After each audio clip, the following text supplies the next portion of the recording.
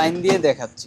আচ্ছা, মানে এটা লাইন দিলেই মানে আপনার অটো দিয়ে চলে আসবে। ভাই অনেক খাবার কুক হতে মানে বিভিন্ন খাবার বিভিন্ন রকম টাইম লাগে, জি সেক্ষেত্রে আপনার এই জায়গায় দেখে তো মানে সেই অনুযায়ী রান্না করা যাবে। জি, এই যে আপনার এখানে হচ্ছে ডিজিটাল, এই যে আপনার চলে আসছে, এই যে আপনার প্রত্যেকটা খাবারের চলে আসছে এই যে এখানে। বাহ, চমৎকার তো ভাই জিনিসটা।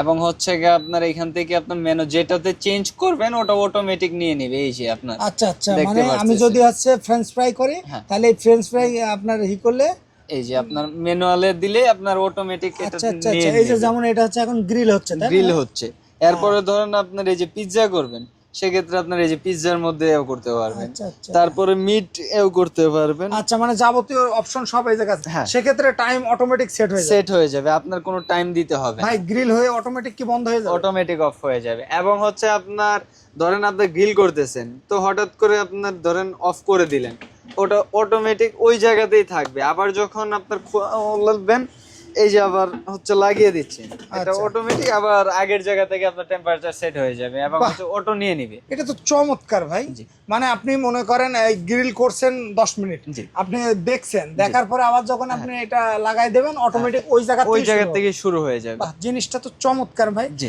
ভাই এতে বিদ্যুৎ খরচ কেমন?